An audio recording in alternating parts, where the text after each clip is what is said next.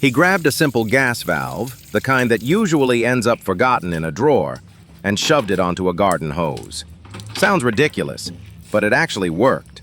That tiny tweak turned a sad trickle of water, weaker than a mosquito sneeze, into a pressure stream worthy of a pressure washer.